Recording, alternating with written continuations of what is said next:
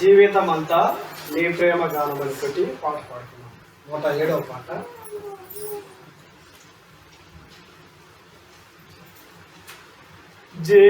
జీవితమంతా నీ ప్రేమ గానం ప్రనుతిల్తుమో యేసు ప్రభువా, ప్రచురిల్తుమేమో నీ కీర్తి ఆనందగానామృతం.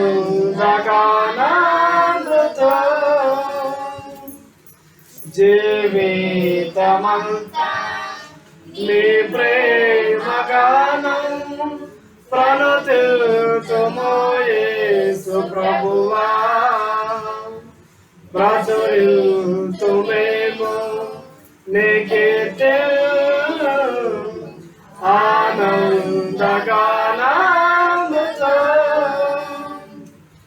సర్వ సమయములలో నీ స్తుతి గానం, ఎల్ల వేళలయందు నీ నామగానం. సర్వ సమయములలో నీ స్తుతి గానం, ఎల్ల వేళలయందు నీ నామగానం. మా కనియే మేలు ఈ జీవితమున, మా కనియే మేలు ఈ జీవితమున. స్తుతింతు మా రక్షక, స్తుతింతు మా రక్షక. జీవితమంతా నీ ప్రేమ గానం ప్రనుతిల్తుమో యేసు ప్రభువా, ప్రచురిల్తుమేమో నీ కీర్తి ఆనందగానామృతం. కలుషాత్ములమైన మా కొరకు నీ విలువైన ప్రాణము నార్పించితివా. కలుషాత్ములమైన మా కొరకు నీ విలువైన ప్రాణము నార్పించితివా. కలువారి గిరిపై చూపిన ప్రేమకై, కలువారి గిరిపై చూపిన ప్రేమకై. స్తుతింతు నా రక్షక, స్తుతింతు నా రక్షక. జీవితమంతా నీ ప్రేమ గానం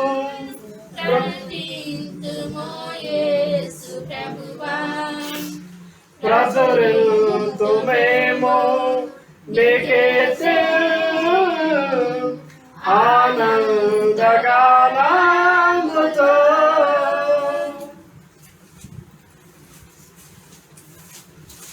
ఇంతవరకు పాటల కార్యక్రమం ముగించుకున్నాము.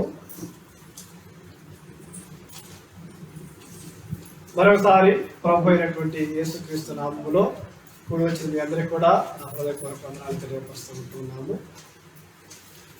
ఈ సమయంలో దేవుని గ్రంథంలో నుంచి కొద్ది నిమిషాలు దేవుని యొక్క వాక్యము చేత మనము హెచ్చరించబడదాము. దయచేసి మరి జాగ్రత్తగా చెప్పవలసినటువంటి ప్రతి మాట కూడా వినవలసిందిగా మీ అందరికీ కూడా మనం చేస్తూ ఉంటున్నాం. ప్రభువునందు ప్రియమైనటువంటి సహోదరి సహోదరులారా, ఈరోజు మనము ఒక ప్రాముఖ్యమైనటువంటి విషయాన్ని గురించి మనము నేర్చుకోబోతూ ఉంటున్నాం. లోకంలో మరి రకరకాలైనటువంటి బోధలు మనం చూస్తూ ఉంటున్నాం.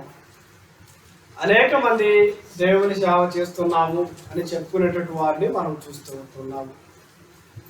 అనేక మంది కూడా ఎవరికి నచ్చినటువంటి విధానంలో వారు వారి యొక్క బోధన కొనసాగించేటువంటి వారిని, వారి జీవితాలను కొనసాగించే వారిని కూడా మనము ఈ సమాజంలో అనేక మందిని కూడా మనం చూస్తూ ఉంటున్నాం.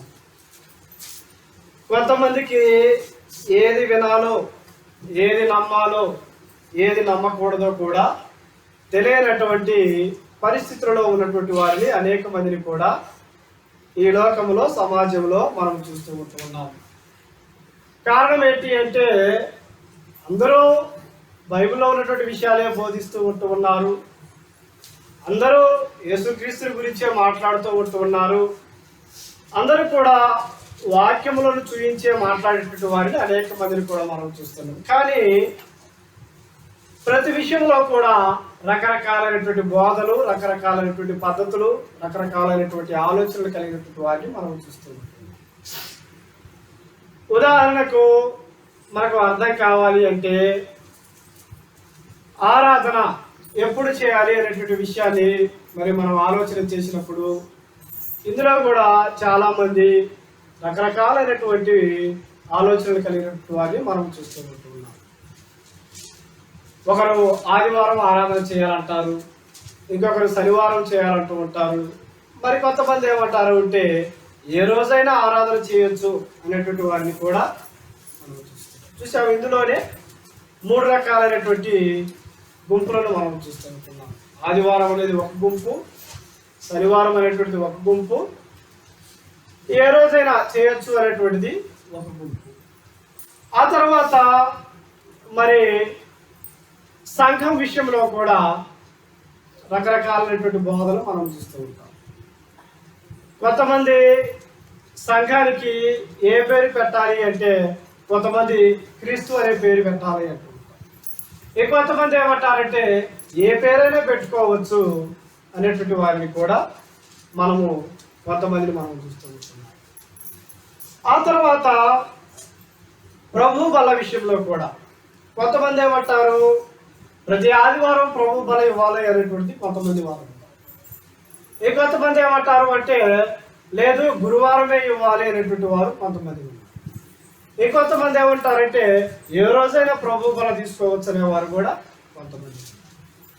కొంతమంది ఏమంటారు అంటే లేదు నెలలో ఒక ఆదివారమే ప్రభు బల తీసుకోవాలి అనేటువంటి వారు కూడా కొంతమంది ఉన్నట్టుగా మరి ఈ లోకంలో మనం చూస్తుంటున్నాం.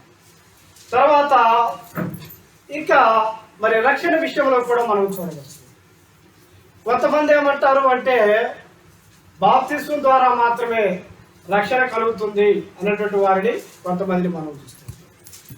కొంతమంది ఏమంటారంటే ఆ బాప్తిస్మం తీసుకోకపోయినా పర్వాలేదు, యేసుక్రీస్తుని నమ్ముకుంటే చాలు రక్షణ దొరుకుతుంది, రక్షణ కలుగుతుంది అనేటువంటి వారిని కూడా కొంతమందిని మనము ఈ లోకంలో మనం చూస్తాం. చూసారా, ఒక్కొక్క విషయంలోనే ఒక్కొక్కది ఒక్కొక్క అభిప్రాయాన్ని మనం చూస్తాం.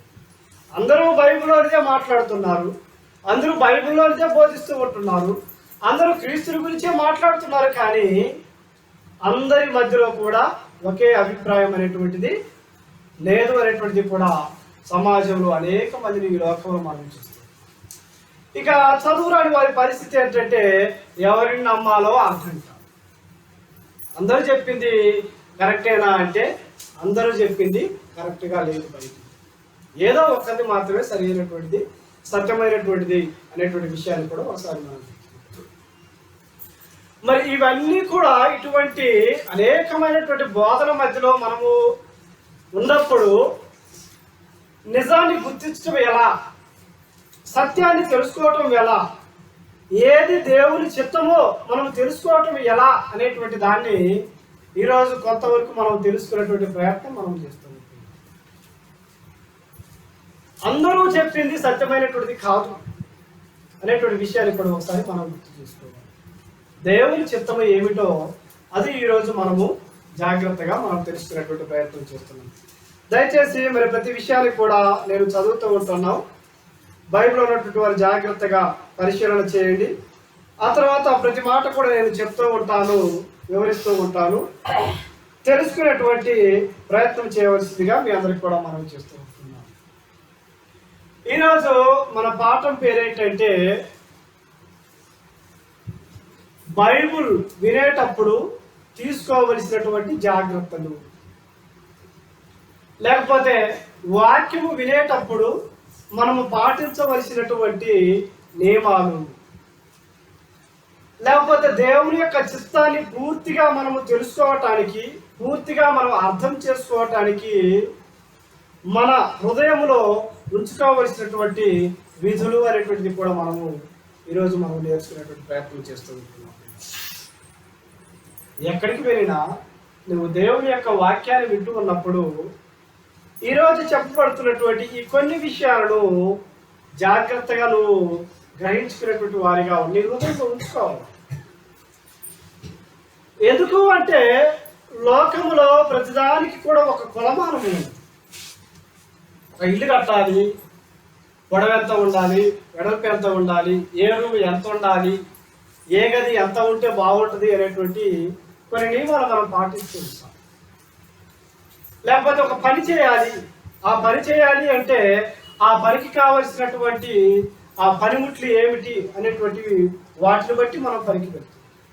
అంటే ప్రతి విషయంలో కూడా మనకు జాగ్రత్త ఉంటుంది. ఇల్లు కట్టే విషయంలో జాగ్రత్త తీసుకుంటాము, పనికి వెళ్ళే విషయంలో జాగ్రత్త తీసుకుంటాము, లేకపోతే బట్టలు కొనే విషయంలో జాగ్రత్తలు తీసుకుంటుంటాము, లేకపోతే బంగారం కొనే విషయంలో కూడా అన్ని విషయాల్లో కూడా జాగ్రత్తలు మనం కలిగి ఉంటాం. అలాగనే ఆత్మ సంబంధమైనటువంటి, దైవ సంబంధమైనటువంటి, పరలోక సంబంధమైనటువంటి దేవుని యొక్క మహాజ్ఞానము నేర్చుకునేటప్పుడు కూడా దేవుడు మనకు కొన్ని హెచ్చరికలు ఇస్తుంది, కొన్ని ఆజ్ఞలు జారీ చేసి, కొన్ని జాగ్రత్తలు తెలియపరిచి ఉంటున్నాడు. వాటిని మనము జాగ్రత్తగా మన హృదయంలో పరిశీలన చేసుకోవాల్సినటువంటి అవసరం.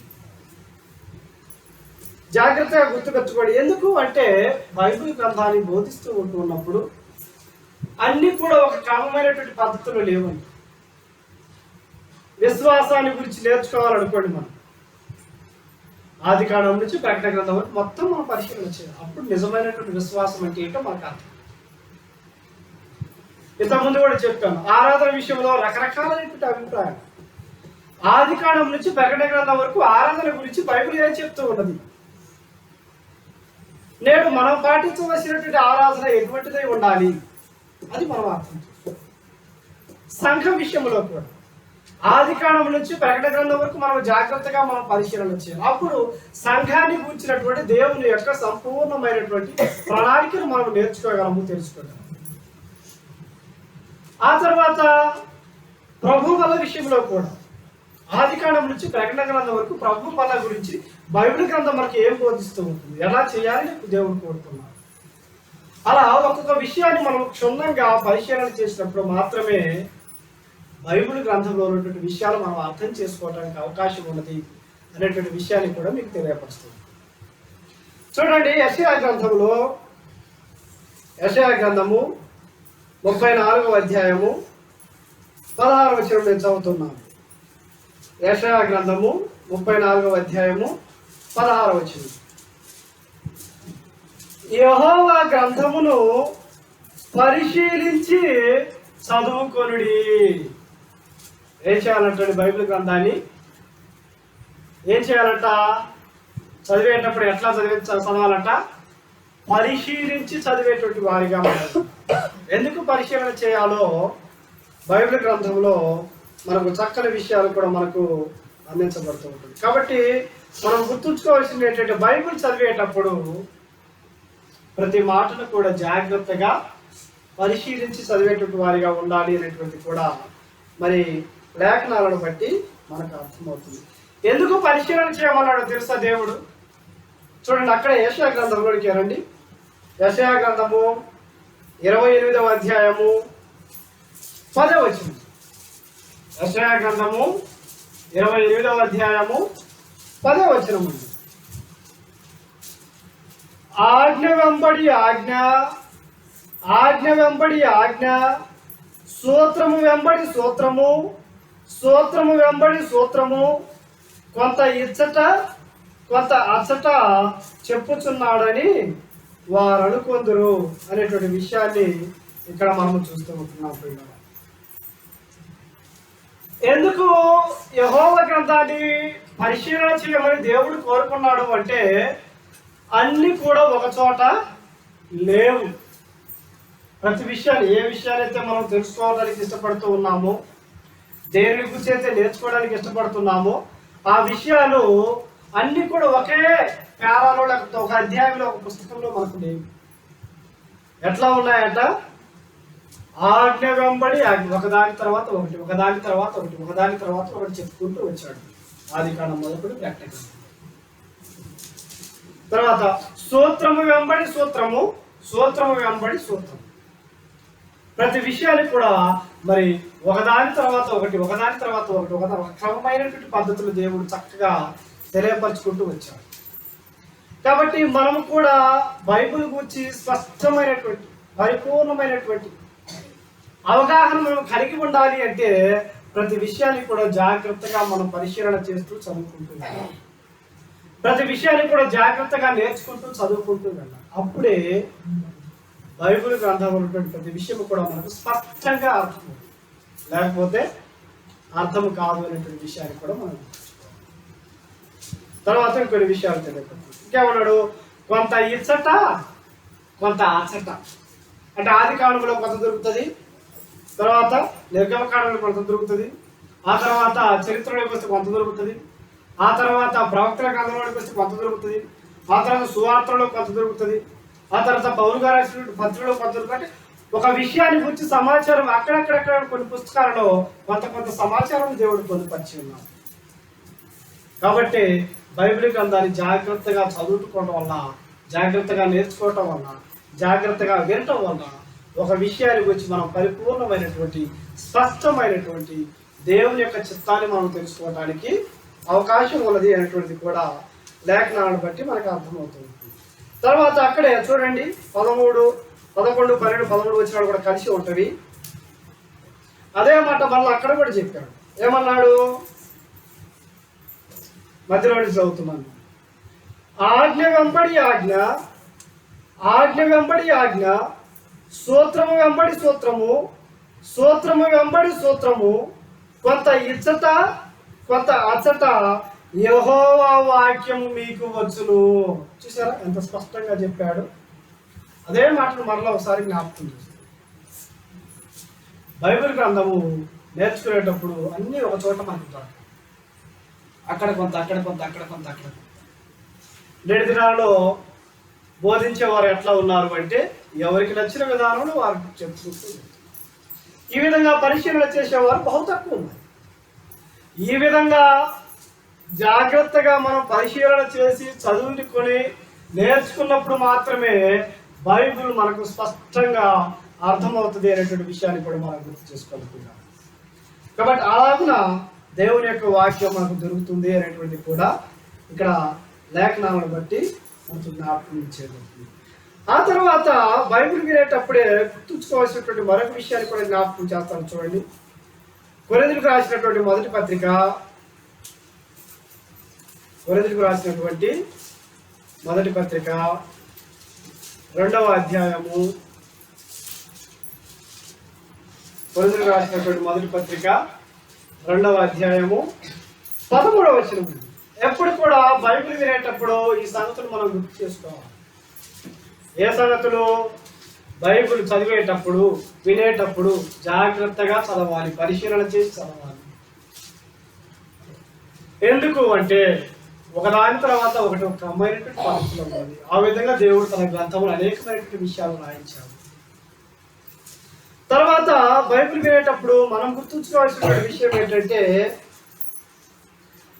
చూడండి చదువుతారు. మనిషి జ్ఞానము నేర్పు మాటలతో కాక ఆత్మ సంబంధమైన సంగతులను ఆత్మ సంబంధమైన సంగతులతో సరిచూచుచు ఆత్మ నేర్పు మాటలతో వీటిని గూర్చి మేము బోధిస్తున్నాము. పౌలు గారు చెప్పినటువంటి మాట. బైబిల్ వినేటప్పుడు ఎవరి జ్ఞానాన్ని ఉపయోగించాలంటే మనము మనుష్య జ్ఞానము నేర్పేటువంటి మాటలను మనము పట్టించుకోవాలి. ఎందుకంటే మనిషి తనకున్నటువంటి జ్ఞానాన్ని బట్టి రకరకాల ఆలోచనలు, రకరకాల ఉద్దేశాలు. కానీ బైబిల్ చదివేటప్పుడు మనిషి జ్ఞానాన్ని ఉపయోగించి, అంటే నీ బుర్రలో ఏదో ఉంచుకొని దాన్ని బట్టే చదివే వారు కొంతమంది ఉంటారు. అట్లా ఉన్నప్పుడు ఆత్మ సంబంధమైనటువంటి విషయాలు, అంటే బైబిల్లో ఉన్నటువంటి విషయాలు ఇంతకుముందు చెప్పాను కదా. ఆరాధన గురించి బైబిల్ ఏం చెప్తుంది? బైబిల్లోనే వెతకాలి. సంఘం గురించి బైబిల్ ఏం చెప్తుంది? బైబిల్లోనే వెతకాలి. తర్వాత ప్రభు బల గురించి బైబిల్ ఏం చెప్తుంది? బైబిల్లోనే వెతకాలి. రక్షణ గురించి బైబిల్ ఏం చెప్తుంది? బైబిల్లోనే వెళ్తున్నారు. కొంతమంది ఏమంటారంటే మాకు బైబిల్ అవసరం లేదు, మా పూర్వీకులు ఒక ఆయన ఉన్నాడు, మేము ఆయన చెప్పిందే పాటిస్తాము, మాకు బైబిల్ అక్కర్లేదు. అంటే నువ్వు ఎవరిని వెంబడిస్తున్నావు? మనిషిని వెంబడిస్తున్నావు. నీకున్నది ఏ జ్ఞానము? మనిషి జ్ఞానం. కారణం ఏంటి? బైబిల్ను నువ్వు ప్రక్కన పెట్టేసి నీకున్నటువంటి జ్ఞానాన్ని బట్టి నువ్వు ఎవరిని వెంబడిస్తున్నావు అంటే మనిషిని వెంబడిస్తున్నావు. కొంతమంది ఎట్లా అనుకుంటారు, ఎక్కువ మంది ఎక్కడికి వెళ్తే అక్కడికే వెళ్ళేవాడు. అంటే నువ్వు ఎవరిని వెంబడిస్తున్నావు? మనుషులను వెంబడిస్తున్నావు. ఇంకొంతమంది ఎట్లా ఉన్నారు, నాకు నచ్చింది అక్కడ ఉంది కాబట్టి నేను అక్కడికే వెళ్తాను. అంటే ఎవరిని వెంబడిస్తున్నావు నువ్వు? మనిషి జ్ఞానాన్ని బట్టి నువ్వు వెంబడిస్తున్నావు. మనిషి జ్ఞానము దేవుని దగ్గర వ్యర్థము, నిష్ప్రయోజనము, పనికి మారినటువంటిది అనేటువంటి విషయాన్ని మనం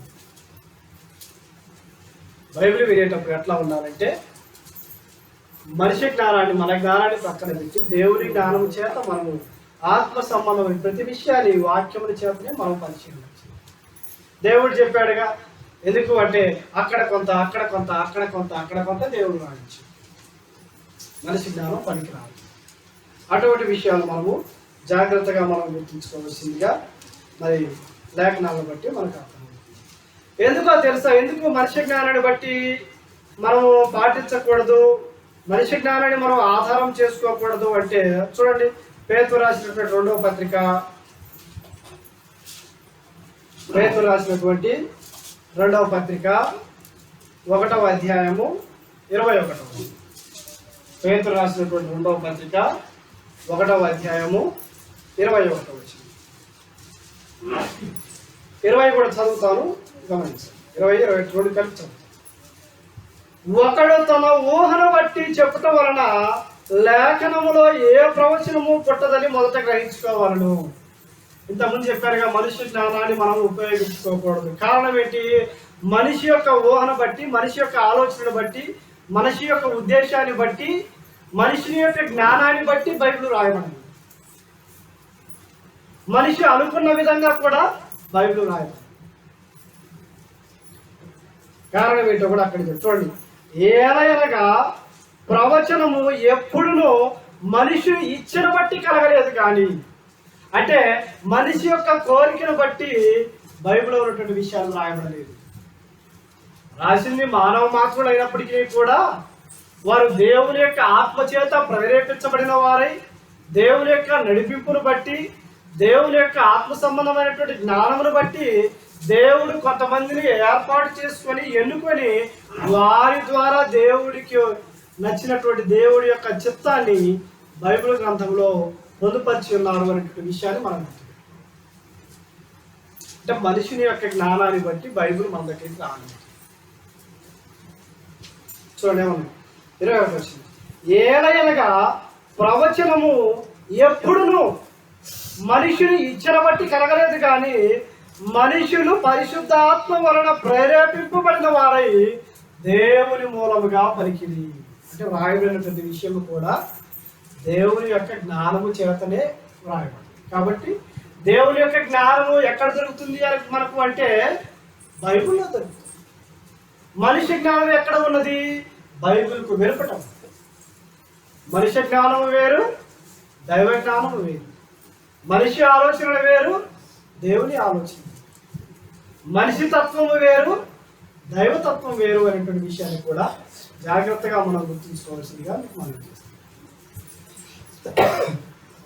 కాబట్టి క్రీస్తుతో ప్రియమైనటువంటి దేవుని పిల్లలారా, బైబుల్ వినేటప్పుడు లేకపోతే దేవుని యొక్క వాక్యాన్ని ఆలకించేటప్పుడు, వినేటప్పుడు మన మెదడులో లేకపోతే మన హృదయంలో మనం గుర్తుంచుకోవాల్సినటువంటి ప్రాముఖ్యమైనటువంటి విషయాలు మనం నేర్చుకుంటాం. వాక్యము చెప్పబడుతుంటున్నప్పుడు యెహోవా గ్రంథాన్ని జాగ్రత్తగా పరిశీలించి, ఎందుకు అంటే కొంత ఇచ్చట కొంత అచ్చట, సూత్రము వెంబడి సూత్రము, ఆజ్ఞ వెంబడి ఆజ్ఞ. అలాగే దేవుడు తన గ్రంథాన్ని మనకి ఇచ్చాడు. తర్వాత మనిషి జ్ఞానాన్ని బట్టి మనం వినకూడదు, ఆలోచన చేయకూడదు. కారణం ఏంటంటే బైబిల్ రాయబడిన ప్రతి విషయం కూడా దైవ సంబంధమైనది, ఆత్మ సంబంధమైనది అనేటువంటి విషయాన్ని జాగ్రత్తగా మరి మనం గుర్తుంచుకోవాల్సిందిగా మీకు మనం చేస్తున్నాం. ఇప్పుడు కొన్ని విషయాలు జ్ఞాపకం చేస్తాను. వాక్యం వినేటప్పుడు ఎటువంటి జాగ్రత్తలు మనం తీసుకోవాలి, ఎటువంటి లక్షణాలు మనం కలిగి ఉండాలి. చూడండి, యోహాను రాసిన మొదటి పత్రిక, అక్కడే పేతురు తర్వాతనే ఉంటుంది. యోహాను రాసినటువంటి మొదటి పత్రిక 4వ అధ్యాయము మొదటి వచనం. యోహాను రాసినటువంటి మొదటి పత్రిక 4వ అధ్యాయము మొదటి వచనం. బైబిల్ వినేటప్పుడు మనం పాటించవలసినటువంటి నియమాలు, దేవుడు తెలియపరిచినటువంటి విషయాలు జ్ఞాపకం చేసుకుంటాం. ప్రియులారా, అనేకులైన అబద్ధ ప్రవక్తలు లోకములోనికి బయలువెళ్ళి ఉన్నారు. అబద్ధ ప్రవక్తలు, అబద్ధ బోధకులు అంటే దీన్ని బట్టి మనకి ఏమర్థమవుతున్నది? మొదటి శతాబ్దంలోనే, అంటే క్రీస్తు శకము 100వ సంవత్సరాలలోపే లోకంలోనికి ఎవరు వచ్చారు? అబద్ధ బోధకులు, అబద్ధ బోధలు, అబద్ధ ప్రవక్తలు లోకంలోనికి వచ్చారు. కాబట్టి అక్కడ మొదలైనటువంటిది ఇప్పుడు మనం ఉన్నటువంటి ఈ లోకంలో అనేక మంది అబద్ధ బోధకులు, అబద్ధ ప్రవక్తలు ఉంటూ ఉన్నారు. చూడండి ఏమంటున్నాడు, గనుక ప్రతి ఆత్మను నమ్మక, అంటే ప్రతి వాక్యం చెప్పే వ్యక్తిని నమ్మద్దు మీరు, ప్రతి సేవకుడిని నమ్మద్దు. కొంతమంది ఏమంటారంటే, ఆయన కూడా దేవుని సేవకుడే, నువ్వు కూడా దేవుని సేవకుడివేగా, ఆయన బైబిల్ చెప్తున్నాడు, నువ్వు బైబిల్ చెప్తున్నారు కదా. అయితే దేవుడు ఏమన్నాడు అంటే, 2 రకాలైనటువంటి సేవకులు ఉన్నారు. నిజమైన బోధ చేసేవాళ్ళు, అబద్ధ బోధ చేసేవాళ్ళు 2 ఉన్నారు. కాబట్టి జాగ్రత్త. అంటే సేవకులందరికీ నువ్వు నమ్మద్దు. నువ్వు ఏమన్నా అంటే సేవకులందరికీ కూడా మనము నమ్మకూడదు. ఎవరు చెప్పారు? దేవుడే మనకు తెలియపరుస్తుంది. చూడండి ఏమంటున్నాడు, ప్రతి ఆత్మను నమ్మక, ప్రతి వ్యక్తిని అంటే బోధించే ప్రతి వాడిని నమ్మద్దు. నువ్వు వాక్యం చెప్పే ప్రతి వ్యక్తిని నువ్వు నమ్మద్దు. ఏం చేయమన్నాడు? ఆయా ఆత్మలు దేవుని సంబంధమైనవో కావో పరీక్షించుడి. అంటే ఏం చేయాలంట? వారు చెప్పే బోధ వాక్యానుసారమైనదా కాదా అనేటువంటి మనం పరిశీలన చేయాలి. అంత టైం మనకుందా? అందరినీ గుడిగా నమ్మకూడదు. అది దేవుడు చెప్పాడు. బోధలు, వాళ్ళు చెప్పే మాటలు ఎట్లా ఉంటున్నాయి, అవి వాక్యానుసారమైనయా కాదా అనేటువంటి ముందుగా మనం పరిశీలన చేయాలి. అందుకేగా ముందు నేను కొన్ని విషయాలు తెలియపరిచాను. యెహోవా గ్రంథాన్ని పరిశీలించి చదువుకున్నాను. ఆజ్ఞ వెంబడి ఆజ్ఞ, ఆజ్ఞ వెంబడి ఆజ్ఞ, సూత్రము వెంబడి సూత్రం, సూత్రం వెంబడి సూత్రం, కొంత ఇచ్చుట కొంత ఆచట, అన్ని కలిపితే దేవుని యొక్క సంపూర్ణమైనటువంటి చిత్తం ఆ కాదు. 2 రకాలుగా బోధించేవారు ఉన్నారు లోకంలో. కొంతమంది దేవుని కొరకు బోధించేవారు ఉన్నారు, కొంతమంది వారి యొక్క స్వలాభం కొరకు బోధించేవారు. దేవుని కొరకు బోధించేవారేమో నిజమైనటువంటి సత్యాన్ని వారు తెలుసుకుని బోధిస్తారు. వారి కొరకు బోధించేవారు ఏం చేస్తారంటే దేవుని జ్ఞానాన్ని ప్రక్కన పెట్టి వారి యొక్క సొంత జ్ఞానాన్ని వారు బోధించేవారిని. ఇటువంటి వారితో జాగ్రత్త. 2 రకాలైనటువంటి బోధకులు మన మధ్యలో ఉన్నారు. కాబట్టి వారు చెప్పే మాటలను మనం పరిశీలించాలి. తర్వాత ఇంకొక మాట ఏమన్నాడో చూడండి. ఫస్ట్ ఏం చేయాలంటే వాక్యాన్ని పరిశీలించాలి. వారు చెప్పే వాక్యము నిజమైనదా కాదా పరిశీలించాలి. వాక్యానుసారమైనదా కాదా, దేవునికి నచ్చిందా కాదా. రెండవది, మత్తయి సువార్త 7వ అధ్యాయము 15. మత్తయి సువార్త 7వ అధ్యాయము 15. అబద్ధ ప్రవక్తలను గూర్చి జాగ్రత్త పడుడి. అక్కడ ఏమన్నాడు? అబద్ధ ప్రవక్తలు లోకంలోనికి వచ్చారు కాబట్టి వారితో జాగ్రత్త. కాబట్టి ప్రతి మనిషిని కూడా మీరు గుడ్డిగా నమ్మొద్దు అన్నాడు. తర్వాత ఏమంటున్నాడు? అబద్ధ ప్రవక్తలను గూర్చి జాగ్రత్త పడుడి. కారణం ఏంటో తెలుసా? వారు గొర్రెల చర్మములు వేసుకొని మీ వద్దకు వస్తురు, కానీ ఎట్లా వస్తారంటే మన దగ్గరికి ఎట్లా వస్తారు? గొర్రెల చర్మం వేసుకొని వస్తారు. అంటే గొర్రె మరి చాలా మంచిది. చూసారా, ముందు ఒక గొర్రె వెళ్తుంది అనుకోండి, వెనకున్న గొర్రెలు కూడా ఏం చేస్తాయి, వాటి వెనకాలే వెళ్ళిపోతాయి. కొంతమంది బోధకులు కూడా ఎట్లా ఉన్నారంటే దేవుని వాక్యాన్ని నమ్మక, దేవుని వాక్యాన్ని ప్రక్కన పెట్టి మనుషులను వెంబడించే వారు ఉన్నారు. ఇటువంటి వారు లోకంలో ఉన్నారు. వాటి గురించి జాగ్రత్తగా, దేవుని వాక్యాన్ని ప్రక్కన పెట్టి వారి యొక్క సొంత జ్ఞానాన్ని బోధించే వారు కొంతమంది ఉన్నారు. వారితో జాగ్రత్తగా ఉన్నారు. కారణం ఏంటంటే వారు గొర్రెల చర్మములు వేసుకొని మీ యొద్దకు వస్తున్నారు, కానీ లోపల వారు క్రూరమైనటువంటి ఎట్లాంటి స్వభావం అంటండి, తోడేలు. తోడేలు ఏం చేస్తాండి, ఆకలి అనుకోండి, ఏది కనపడతాను ఏం చేస్తుంది, చంపేసి మింగేస్తుంది. అటువంటి వారు అంటే మీ వలన లాభం పుచ్చుకోవడానికి కొంతమంది వస్తున్నారు. కాబట్టి అటువంటి బోధకులతో మీరు జాగ్రత్తగా, మీకు అర్థం కావాలంటే అబద్ధ బోధకులు, అబద్ధ ప్రవక్తలు గుర్తించడం ఎట్లా అంటే ఆదివారం తెల్ల చీర కట్టుకొని రావాలి. అబద్ధ దేవుడు ఎక్కడ, ఆదివారము స్త్రీలు కానీ పురుషులు కానీ తెల్లని వస్త్రాలే ధరించుకొని రావాలి. అబద్ధం. చర్చికి వచ్చేటప్పుడు నగలేం పెట్టుకొని రావద్దు. అబద్ధం. చూడండి వాళ్ళు ఎట్లా ఉంటారంటే చెప్పినటువంటి సేవకుల కొరకు ఏం చేస్తారంటే పాపం కొంతమంది ఆదివారం అన్ని తీసివేసి తెల్లని చీర కట్టుకొని వెళ్తారు. ఇంటికి రాగానే మరలా అవన్నిటి కూడా తెలుసు. ఎవరిని బట్టి మీరు వెంబడిస్తూ ఉన్నారు, మనిషి. కాబట్టి అటువంటి వారితో జాగ్రత్త అంటూ ఉన్నాడు. వాక్యాన్ని పరిశీలన చేయాలి. తర్వాత సేవకులను కొన్ని ఏం చేయాలా, మనిషి ఇది ఎట్లా ఉంటున్నావు. ఆదివారం తెల్లని వస్త్రాలు ధరించుకున్నావు, తర్వాత మిగతా రోజులలో ఏదైనా కట్టుకోవచ్చు. చెప్పాడు దేవుడు అట్లా ఎక్కడ చెప్ప. ఇంకొక మాట, విచిత్రమైనటువంటి మాట ఏంటంటే ప్రసంగి గ్రంథంలో ఒక మాట ఏమంటుందంటే ఎల్లప్పుడూ తెల్లని వస్త్రములను ధరించుకును అంట. ఎప్పుడు అట్టండి, ఎల్లప్పుడు అంటే ఇక ప్రతిరోజు. దాని అర్థం ప్రకటన గ్రంథంలో ఏమన్నాడు అంటే ఆ వస్త్రాలను అంట ఎక్కడ ఉతుక్కోవాలో తెలుసా, గొర్రె పిల్ల రక్తములో వస్త్రాలు ఉతుక్కుని వారు ధన్యులు అన్నారు. అంటే ఇప్పుడు తెల్లని వస్త్రాలు దేంట్లో ఉతుక్కోవాలండి, వాళ్ళు చెప్పిన మాట ప్రకారం నువ్వు తెల్లని బట్టలు కట్టుకుంటే ఆ బట్టలు దేనిలో ఉతుక్కోవాలా, గొర్రె పిల్లను కోసి దాని రక్తంలో నువ్వేం చేయాలి, వాటిని ఉతుక్కోవాలి. చూసారా, అక్షరార్థమైనటువంటి జ్ఞానం. ఏ జ్ఞానం వాళ్ళదంటే అక్షరార్థం.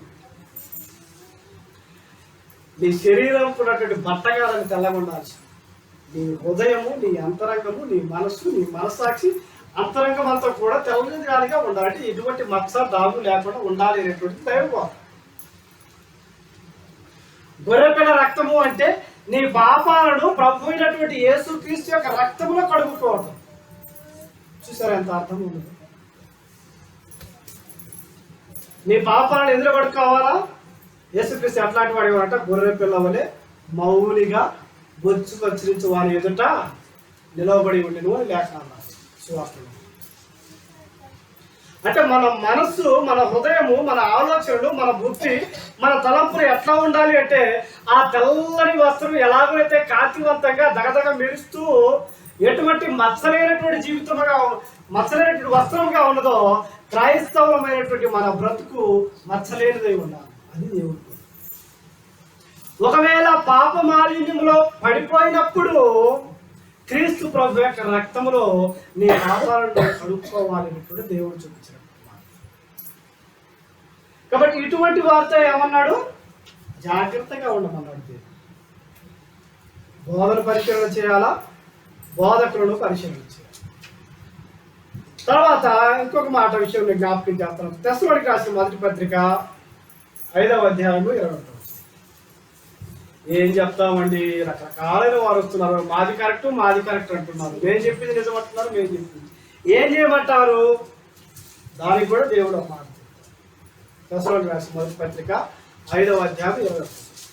సమస్తమును పరీక్షించి మేలైన దానిని చేపట్టుడి అన్నాడు. ఏం చేయాలంట, విను, తెలుసుకో, నేర్చుకో, విను. విన్న తర్వాత ఏం చేయాలా, బైబిల్ దగ్గరికి రా. ఆయన చెప్పింది బైబిల్ వాక్యానుసారమైందేనా?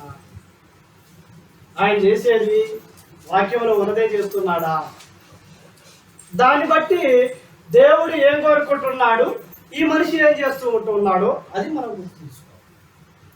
దేవుడు ఏమన్నాడు అంటే సమస్తాన్ని కూడా పరీక్షించు, చూడు, పరిశీలన చెయ్యి, వెళ్ళు, విను, వాక్యమా కాదా, వాక్యంలో ఉన్నదా లేదా, దేవుడు చెప్పింది చెప్తున్నాడా, ఆయన జ్ఞానాన్ని ఉపయోగించి చెప్తున్నాడా, అటువంటిది మనం జాగ్రత్త సమస్తములు పరీక్షించి మేలైన దానిని మనము, ఎవరికి మేలైందండి? మనకు మేలైంది కాదు, దేవునికి మేలైంది. అప్పుడు మనం దేవుని యొక్క వాక్యం చేత మనము జీవించగలుగుతాం. ఆ తర్వాత మరొక విషయాన్ని కూడా జ్ఞాపకం చేస్తాను. అపోస్తల కార్యగ్రంథంలో చూడండి. అపోస్తల కార్యగ్రంథము 17వ అధ్యాయము 10-11 వచనం. అపోస్తల కార్యగ్రంథము 17వ అధ్యాయము 10-11 వచనం. మనలాంటి వారు మొదటి శతాబ్దంలో కూడా ఉన్నప్పుడు వారు ఏం చేశారు? దేవుని సేవకుడు వాక్యం చెప్తుంటే అప్పుడు ఉన్నటువంటి క్రైస్తవులు ఏం చేశారో మనం చూస్తాం. అపోస్తల కార్యగ్రంథము 17వ అధ్యాయము 10-11 చదువుతారు, గమనించి. వెంటనే సహోదరుడు రాత్రి వేళ పౌలును సీలను బెరయకు పంపించిరి. వారు వచ్చి యూదుల సమాజ మందిరంలో ప్రవేశించిరి. ఏం చేశారంటే పౌలు సీలను అనేటువంటి దేవుని సేవకులు, సువార్థికులు బెరయ అనేటువంటి ఊరికి వెళ్ళారు. మనం వెళ్ళడం పనులు ఎట్లయితే వచ్చామో అట్లా వీరు బెరయ అనేటువంటి ఒక స్థలానికి వెళ్ళారు. వెళ్ళి ఏం చేశారో తెలుసు, వీరు అక్కడ దేవుని యొక్క వాక్యాన్ని బోధిస్తూ ఉన్నారు, దేవుని మాటలు చెప్తూ ఉన్నారు, దేవుని వాక్యాన్ని తెలియపరుస్తూ ఉన్నారు. వాళ్ళు చెప్తుంటే వినేవారు ఏం చేశారో తెలుసా? చూడండి 11 వచ్చింది. వీరు తెస్సలోనికలో ఉన్న వారి కంటే ఘనుడై ఉండిరి గనుక ఆసక్తితో వాక్యమును అంగీకరించి. అంటే తెస్సలోనిక అనేటువంటి పట్టణంలో కూడా క్రైస్తవులు ఉన్నారు. ఈ పౌలు అక్కడ కూడా సేవ చేశాడు, అక్కడ కూడా దేవుని వాక్యాన్ని చెప్పాడు, అక్కడ వారిని కొంతమంది చూశాడు. ఆ తర్వాత బెరయలో ఉన్నటువంటి వారి దగ్గరికి వెళ్ళాడు, అక్కడ దేవుని మాటలు తెలియపరుస్తున్నారు. వారిని పరిశీలన చేసినప్పుడు అర్థమైంది ఏంటంటే పౌలుకు, ఓహో వీరు చాలా వాక్యం అంటే చాలా ఆసక్తి ఉన్నది, వాక్యం అంటే చాలా శ్రద్ధ ఉన్నది, వాక్యం అంటే చాలా భక్తి ఉన్నది, వాక్యమును నేర్చుకోవాలనే తపన వీరిలో ఉన్నది అనేటువంటి విషయాన్ని ఆయన కనుగొన్నారు. తర్వాత చూడండి వాళ్ళు ఏం చేశారో తెలుసా? ఎందుకు పౌలుకు వాళ్ళు ఎందుకు అంత నచ్చారు అంటే ఏం చేశారో చూడండి. పౌలును శీలయును చెప్పిన సంగతులు అలా ఉన్నవో లేవో అని ఏం చేశారటండి, ప్రతి దినమును లేఖనమును పరిశోధించుచూ వచ్చిరి. ఏం చేశారటండి? పౌలు గొప్ప సేవకుడండి, శీల కూడా గొప్ప సేవకుడు. మనమైతే ఏం చేస్తాము? బాగా పేరు కలిగిన ఆయన మన ఏరియాకి వచ్చింది అనుకోండి, ఆయన ఏం చెప్పినా గుడ్డిగా నమ్ముతాం. కానీ బెరయ పట్ల ఉన్నటువంటి క్రైస్తవులు ఏం చేశారో తెలుసా? పౌలు గొప్ప సేవకుడు, ఆయన ఏం చెప్పినా కరెక్ట్ అండి. ఏం చేశారు వాళ్ళు? పౌలు చెప్పే మాటలు ఆ బైబిల్లో ఉన్నాయా లేవా? శీల బోధిస్తున్నాడు, బైబిల్లో ఉన్నాయా లేవా? ఏం చేశారంటే వాళ్ళు ప్రతి దినము వాక్యమా కాదా, వాక్యం చెప్తున్నారా వేరే చెప్తున్నారు, వాక్యంలో ఉన్నది చెప్తున్నారా వేరే చెప్తున్నారని ఏం చేశారంటే వాళ్ళు పరిశీలించి పరిశోధించి సత్యాన్ని వారు కనుగొన్నారు. ప్రభువునందు ప్రియమైనటువంటి దేవుని ప్రణామ. నేడు మనము కూడా ఇన్ని బోధన మధ్యలో ఏం చేయాలంటే బైబిల్లో ఉన్నది చెప్తున్నారా, బైబిల్లో లేని చెప్తున్నారా, అది మనము జాగ్రత్తగా మనం గుర్తుంచుకోవాల్సిందిగా మీకు మనం చేస్తాం. ఒకవేళ ఎవరైనా చెప్పేది బైబిల్ కాదు అన్నప్పుడు మనం ఏం చేయాలండి? చూడండి రోమిలకు రాసిన పత్రిక వచ్చాము. రోమిలకు రాసిన పత్రిక 16వ అధ్యాయము, రోమిలకు రాసిన పత్రిక 16వ అధ్యాయము 17-18 వచ్చిన. రోమిలకు రాసిన పత్రిక 16వ అధ్యాయం 17-18. సహోదరులారా, మీరు నేర్చుకున్న బోధకు వ్యతిరేకముగా భేదములను ఆటంకములను కలుగజేయ వారిని కనిపెట్టి ఉండుడని మిమ్మల్ని బతిమాలుచున్నాను. వారిలో నుండి తొలగిపోవుడి. అబద్ధ బోధకులు ఏం చేయాలటండి?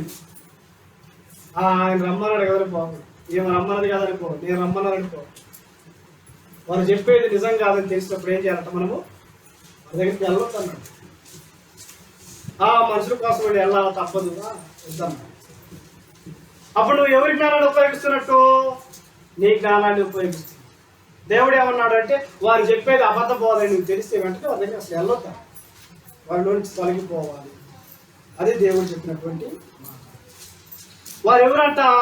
అబద్ధ బోధని తెలిసి, వారు వాక్యం చెప్పరని తెలిసి, అయినా కూడా నువ్వు అక్కడికి పరిగెడుతున్నావు వెళ్తున్నావు అంటే వాళ్ళు ఎవరన్నారో దేవుడు చూడండి ఏమన్నాడు. 18 వచ్చింది. అట్టివారు ప్రభు అయిన క్రీస్తుకు కాక తమ కడుపుకే దాసులు. వారు ఎవరంటండి? వారు పోయే దేని కోసము? దేవుని కోసం పోవాలి, కడుపు కోసం. అబద్ధ బోధ ఎవరైతే వెళ్తున్నారో, ఇటువంటి బోధన దగ్గరికి ఎవరైతే వెళ్తున్నారో వారు దేనికోసం వెళ్తున్నారంటే యేసుక్రీస్తు పరం కాదు, కడుపు కోసం, అంటే జీవపురాణం కోసం. చూడండి, వారు ఇంపైన మాటల వలనను ఇచ్చకముల వలనను నిష్కపటుల మనసులను మోసపుచ్చుతారు. ఎందుకు వారి దగ్గర బాగుందన్నాడు తెలుసు. దేవుడు ఏం చేస్తారంటే వారి మాటలు ఎట్లా ఉంటాయి? ఇంపైన మాటలు చెప్తుంటారు. వాక్యం ఉండదు, ఏముండదు. బైబుల్ తెలుస్తాడు, బైబుల్లోనే చెప్పడుగా నేను అక్కడికి వెళ్ళాను అది జరిగింది, ఇక్కడికి వెళ్ళాను ఇది జరిగింది, ఆమె తెరచర కట్టుకుంది ఇది జరిగింది.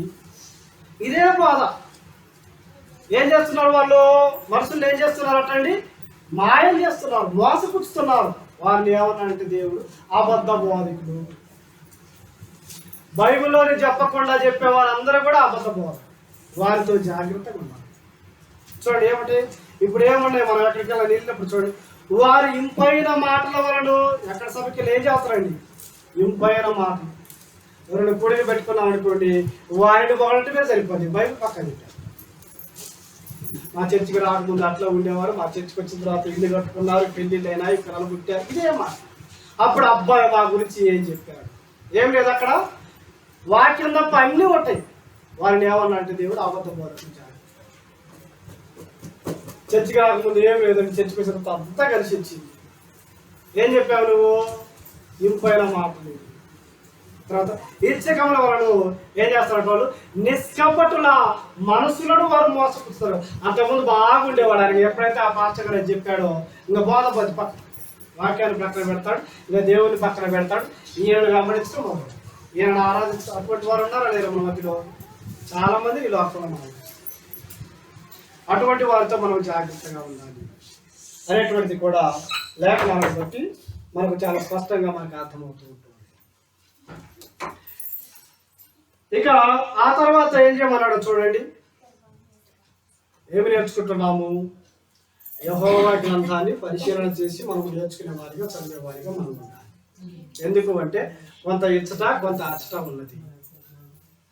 సూత్రం వెంబడి సూత్రము, ఆజ్ఞ వెంబడి ఆజ్ఞ. మనిషి జ్ఞానం నేర్పు మాటలతో మనం ఉండకూడదు. ఫస్ట్ ఏం చేయమన్నాడు? వాక్యాన్ని పరిశీలన చేయాలి. ఎవరైనా వాక్యం చెప్పాడో ఆయన చెప్పేది వాక్యమా కాదా పరిశీలన చేయాలి. దేవుడి చిత్తమా కాదా తెలుసుకోవాలి. ఆయన కూడా చూడమన్నాడు. చెప్పిన దాని ప్రకారం ఉంటున్నాడు, ఆయనకి ఇష్టం.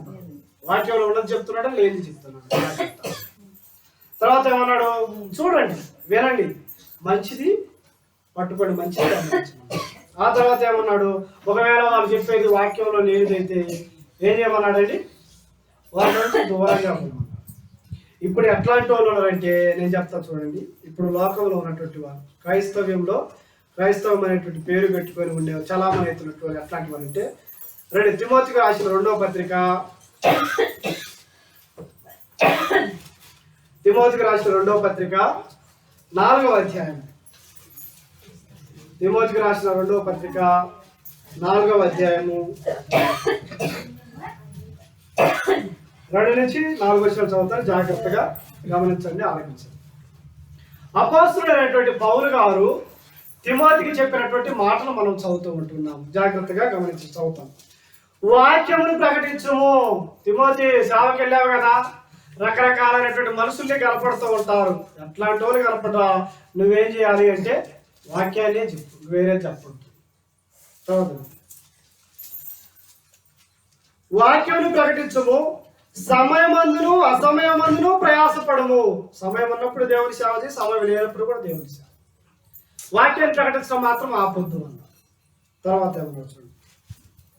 సంపూర్ణమైన దీర్ఘశాంతముతో ఉపదేశించు, ఖండించుము, గద్దించుము, బుద్ధి చెప్పుము. ఎవరికి బుద్ధి చెప్పాలి? ఎవరిని ఖండించాలండి?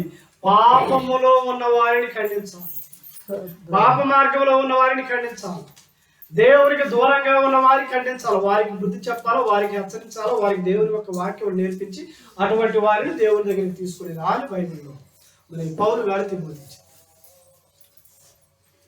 ఇప్పుడు ఎట్లాంటి వారు ఉన్నారు? చర్చికి రాకపోతే తిట్టేవారు, నాశనం అయిపోతామనే వారు కూడా ఉన్నారు. ఒక ఆదివారం ఆరాధనకి వెళ్ళలేదు కూడా, నువ్వు ఆరాధన మానేసావుగా ఇక నువ్వు నాశనమే అనే వారు కూడా ఏం చేస్తున్నారు? వాళ్ళు వాక్యాన్ని పక్కన పెట్టేసి రకరకాలుగా చెప్పేవారిని కూడా మనం. కానీ పౌలు ఏమన్నట్టు అట్లా చెప్పాలి. వారికి అర్థమయ్యే భాషలో వారు చేసే తప్పులను ఖండించి, హెచ్చరించు, గురించి నేర్పించు. తర్వాత చూడండి, ఎందుకు వారిని ఖండించమన్నాడు, హెచ్చరించమన్నాడు, బుద్ధి చెప్పమన్నాడు, గద్దించమన్నాడు అంటే, ఎందుకనగా జనుడు హితబోధను సహింపక. మంచి బోధన సహించేవారు ఎంతమంది ఉన్నారండి ఇప్పుడు? ఒక గంట స్వచ్ఛమైన సత్యమైనటువంటి వాక్యం చెప్తాము రండి అంటే, మాకు వద్దండి, మాకు కంజలు కావాలా, డోలకులు కావాలా, డ్యాన్సులు కావాలా, గంతులు కావాలి, నీ దగ్గర సప్పబడుతుంది, మేము అసలు రానే రామనే వారు 100కు 95 మంది అట్లాంటి వాళ్ళే ఉన్నారు. లేదని మేము కూడా ఇదిగో డ్రమ్ములు కొడుతున్నాము, డ్యాన్స్ నేర్పిస్తున్నాము, గంతు నేర్పిస్తున్నాము అనుకోండి, ఆ చర్చ్ అంతా నిండిపోయి, ఆ స్థలం అంతా నిండిపోయి.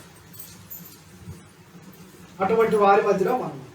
వారు ఎవరు అంటారు చూడండి, హితబోధను సహించని వారిని, దేవుని యొక్క వాక్యము ఇష్టపడని వారు. ఈ బోధ ఈ గుంపులో ఉన్న వారు అంటే దేవుని వాక్యం మాకొద్దు అన్నవారు. ఆ తర్వాత దురద చెవులు గలవారు. ఏమన్నట్టండి? చెవులు దురద. వాక్యం వినాలంటే దురద, వాక్యం వినాలంటే నిద్ర వస్తాం. అదే డాన్స్ నేర్చుకుని అనుకోండి, ఇక ఎంతసేపు అని ఎగురుతూనే ఉంటాం. వాక్యం చెప్తున్నాం అనుకోండి, ఎట్లా ఉంటుంది? నిద్రలోనే సాగుతుంది. అంటే నిద్ర కాదు ఎక్కడైనా. అదే కాసేపు గంతులు వేపిస్తా, డాన్స్ వేపిస్తా, నాట్యం చేపిస్తా, ఇది అనుకోండి, ఎట్లా ఉంటుంది వాళ్ళకు? అదొక ఉద్యోగంగా, అదొక ఉల్లాసంగా, అదొక సంతోషకరంగా ఉండేవారు చాలా మంది. అటువంటి వారితో జాగ్రత్త. చూడండి, ఎందుకంటే జనుడు దురదచెవులు గలవారై తమ స్వకీయ దురాశలకు అనుకూలమైన బోధకులను తమ కొరకు పోగు చేసుకునేవారు కూడా ఉన్నారు. ఎట్లాంటి వారంటే, ఈయన లాభం లేదు, మనకేమో మ్యూజిక్ కావాలా, మనకేమో సంగీతం కావాలా, మనకేమో చప్పట్లు కావాలా, మనకేమో కాసేపు డ్యాన్స్ చేపియాలా, మనకేమో కాసేపు మాట మాటకి అరుడు ఆమెను ప్రేసరాడనేవారు కావాలా. ఈయన దగ్గర అది లేదు. కాబట్టి ఏం చేద్దాం, మనం ఒక 10 మందిని తయారవుదాము, మనం ఒక సంఘాన్ని పెట్టుకుందామా?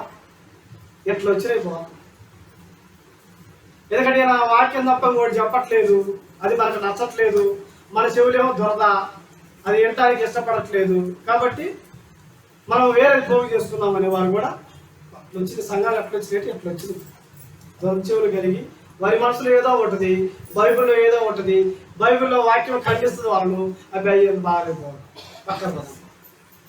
ఇటువంటి వారి మనం అట్లా ఒక్కొక్క సంఘం ఇప్పుడు ఇన్ని వేల సంఘాలు, ఏది నిజమో తెలియదు, ఏది అబద్ధమో తెలియని స్థితిలో గందరగోళమైన పరిస్థితులు నడిపించబడినాయి. అయితే ఇటువంటి వారితో దేవుడు ఏమన్నాడంటే, జాగ్రత్తగా ఉన్నాడు. మనం ఎప్పుడు కూడా దొంగచెవులు కలిగిన వారిగా మనం. తర్వాత ఏమవుతుంది? సత్యములకు చెవినియక కల్పనా కథల వైపులకు తిరుగు కాలము వచ్చును. సత్యాన్ని విడిచిపెడతారు, ఇక వాక్యం వినరు. సత్యాన్ని విడిచిపెట్టే కాలం ఒకటి వస్తుంది. వాళ్ళు ఎవరంటే దురద చెవులు గలవారు. వాళ్ళకి ఏం కావాలి తెలుసా? కల్పనా కథలే కావాలి. బైబిల్ వద్దు వాళ్ళు. కథలు ఎట్లా ఉంటాయి ఇంతకుముందు చెప్పాను. నేను ఎరడపాలెం వచ్చినప్పుడు ఆ ఆమెకి ఏం లేదు, ఆమె దగ్గరికి వెళ్ళి నేను ప్రార్థన చేస్తే దేవుడు అన్నీ ఇచ్చాడు. ఏమడా అవునప్పుడు నాకేం లేదు, అయ్యగారు వచ్చాడు, ప్రార్థన చేసి అన్నీ నాకు ఇప్పుడు దేవుడు ఎక్కడికి పోయాడు? దేవుడు పక్కకు పోయాడు. పాపం ఎవరు వచ్చారు దేవుడి స్థానంలోకి? అయ్యా, నీకు ఆశీర్వాదం ఇచ్చేది ఎవరండి? దేవుడా మనిషా? మనకు ఆశీర్వాదం ఇచ్చేది ఎవరు? దేవుడు. మనకు ఆశలు ఇచ్చేది ఎవరు? మనిషా దేవుడా? దేవుడు. మనల్ని కాపాడేది ఎవరు? దేవుడి సేవకుడా దేవుడా? దేవుడు. మనల్ని రక్షించే దేవుడు దేవుని సేవకుడా దేవుడా? దేవుడు. మనల్ని బ్రతికించేది ఎవరు? దేవుని సేవకుడా దేవుడా? ఎవరండి? అన్నిటికీ దేవుడు. రక్షించేవాడు, కాపాడువాడు, పోషించేవాడు, నడిపించేవాడు, భద్రపరచేవాడు, అవసరాలను తీర్చేవాడు, సహాయం చేసేవాడు, అన్ని దేవుడే. కానీ ఏమైనా అంటుంది, ఆమె అంటుంది, అయ్యగారు వచ్చారు నా బాధలు వినిపో తీసేసింది ఎవరంటే మన బాధలు, కష్టాలు, నష్టాలను, ఇరుకులు, ఇబ్బందులు తీసేసింది ఎవరు? అయ్యగారా దేవుడా? నువ్వేం చేసావని దేవుడు గారు అన్నావు అనుకోండి, ఇక నేను ఎన్ని తిట్టాలని చెప్తాను. నేను వచ్చి అంత నీకు సేవ చేస్తే, అంత చెప్తే, నీ కోసం ప్రార్థన చేసి, నీ కోసం అంత చేస్తే నన్నే ప్రక్కన పెడతావా, నేను కాదు దేవుడు అంటావా అనే వారు కూడా కొంతమంది ఉన్నారు. ఇటువంటి వారితో మనం జాగ్రత్తగా ఉన్నాం. కాబట్టి ఇక చాలా విషయాలు ఉన్నవి, కానీ ఒక్క మాట చివరిగా చెప్పి వినిపిస్తాం. పిల్లలు జాగ్రత్తగా మనం తెలుసుకోవాలని యాకోబు రాసిన పత్రిక 1వ అధ్యాయం 20వ వచనం.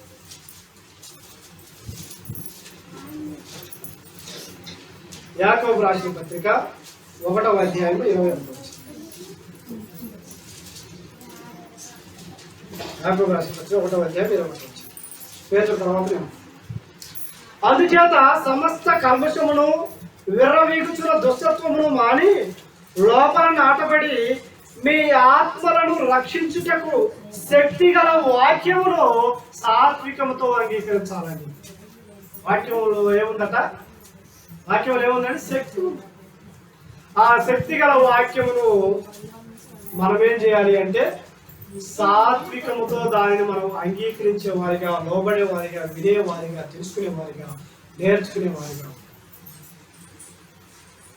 చాలా విషయాలు మనం విన్నాము, నేర్చుకున్నాం. చివరిగా నేను చెప్పేటువంటి ఒక మాట ఏంటంటే, బైబిల్ వాక్యములో ఉన్నది ఉన్నట్టుగా ఎక్కడైతే బోధించబడుతుందో, ఎవరైతే బోధిస్తున్నారో వారితోనే మనము సహవాసాన్ని మనం కొనసాగించాలి. వాక్యాన్ని చెప్పకుండా ఈ లోక సంబంధమైనటువంటి ఇంపైన మాటలు, కల్లబొల్లి మాటలను, నా సాక్ష్యం అంటే నా సాక్ష్యం అని ఎవరైతే చెప్తూ ఉన్నారో వారు అబద్ధ బోధకులు. వారితో మనము జాగ్రత్తగా ఉండాలి. వారు దేనిని బట్టి, మనుష్య జ్ఞానాన్ని బట్టి వారు బోధిస్తున్నారు. కాబట్టి మనుష్య జ్ఞానానికి మనము దూరంగా ఉండాలి అనేటువంటిది దేవుని యొక్క వాక్యం ద్వారా మనకు తెలియపరచబడుతుంది. బోధను చూడమన్నాడు, బోధకులను చూడమన్నాడు, సమస్తాన్ని చూడమన్నాడు. వారు చెప్పేది వాక్యమా కాదా చూడమన్నాడు. వాక్యం చెప్తే వినమన్నాడు, లోబడమన్నాడు. ఈ లోక సంబంధమైనటువంటి కల్పనా కథలు, ఇంపైన మాటలు, ఇష్టంతో కూడినటువంటివి, అటువంటి మాటలు చెప్పే వారికి దేవుడు ఏమన్నట్టు వారితో దూరముగా ఉన్నారని. మరి ఎంత మంచి మాటలు మనకు లేఖనాలను బట్టి మనకు అర్థమవుతుంది. కాబట్టి పిల్లలు మనకు అర్థమైపోయిందిగా, ఏది నిజమైన బోధ, ఏది అబద్ధ బోధ, ఏది బైబిల్ బోధ, ఏది మనిషి బోధ, ఏది దేవుడు మెచ్చిన బోధ, ఏది దేవుడికి మెచ్చని బోధ అనేటువంటిది. ఈ రెండు విషయాలు మనం ఇట్లానే పట్టేయచ్చు. మనిషి చెప్తుంటే, ఆయన చెప్తుంటేనే వాక్యం చెప్పాడు అనుకోండి, కొంతవరకు మనకు అర్థమైపోయింది. ఈ వాక్యాన్ని తీసి ఎక్కడికో వెళ్ళిపోయాడు అనుకోండి, ఈయనకు వాక్యం రాదు, ఈయన బైబిల్లో ఉంది చెప్పడానికి ఈయనకు చేత కాదు, అప్పుడే మనకు అర్థం. ఇంకో మాట సామెతల గ్రంథం ఏముంటుందంటే, నీతిమంతులను జ్ఞాపకమును చేసుకున్నట్టు ఆశీర్వాదకరము అనే మాట ఉంటుంది.